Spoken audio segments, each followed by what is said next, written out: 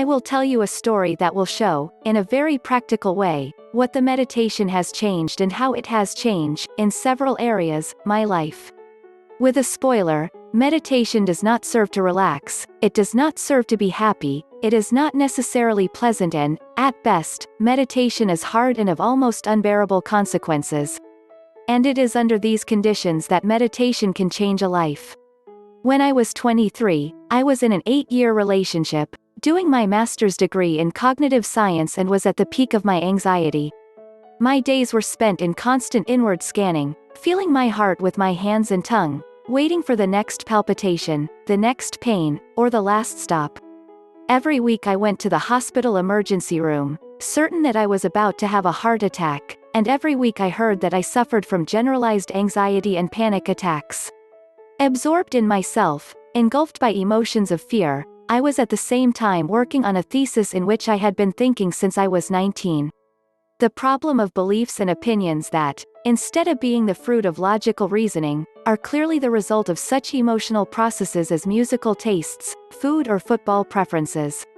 I attempted to establish an evolutionary basis for the emergence of reasoning from the idea that emotions, instincts, and intuition are the guides from which reasoning is enslaved, automatically following them wherever they order. Until I approached a fellow student, an intelligent physicist, who meditated according to Buddhism. Among our many conversations, he converted me to the idea of experiencing meditation. I began to practice without much effort or purpose, but only for the momentary experience and without the commitment to do it every day. I did it several times a week. I was still anxious, but in those moments I could keep my mind shut down in ever greater intervals of silence. And a subtle change began to happen. Being a rather introspective person, I began to see my mind firsthand and to realize very clearly how a paranoid anxiety, being a kind of paranoia, mind worked. And, being this architecture a caricature of a normal mind, to see how a normal mind worked. This introspection took me deeper into the description of what I saw as reasoning, and I began to write a lot for the thesis. And to reformulate. Roughly, a bodily state, a symptom, set off a series of thoughts. And these thoughts, as sets of mental images, triggered or aggravated a series of bodily reactions, in a spiral that, at worst, reached its apogee in the panic attack. The jungle was empty, but I felt a lion. Then I imagined the lion and, believing the lion, the body obeyed the command. So the problem was in the mind following the body and the body following the mind. And everything happened absolutely automatically. And this applies to every single thought about every single subject. And that's how I began to see myself, as a totally automatic being that, at most, can observe itself, be aware. I realized, as I wrote at the time, that anxiety is like going on a turbulent plane trip. It is not overcome when the torrential is over, it is overcome when you can travel calmly on a plane in bumps. But this was just the beginning. I never acted on impulse again.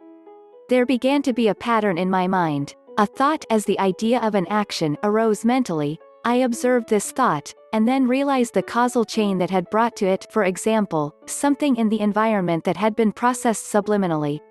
My mind became extremely complex in its actions, extremely clear to perceive from above to a certain degree, as well as the other minds, and my mouth became even more silent. This was the part without great weight. My anxiety ceased to affect me, the palpitations existed, but my mind no longer followed them. My mind was no longer drawn by the anxiety my body expressed, and this anxiety began to evaporate. But at the same time that this happened, something else happened. My motivations became clear, as everything else became clear. Basically, various truths become clear and conscious. In the highest case, a great truth becomes clear and conscious, whether they are beautiful or extremely harsh. And there was a hard one. I did not want to be in my relationship that, it matters, was perfect. This came to me in the worst panic attack I have ever had in my life.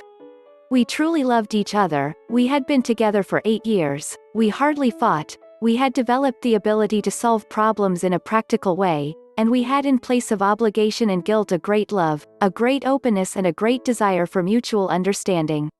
We were as close as a relationship can be to perfection.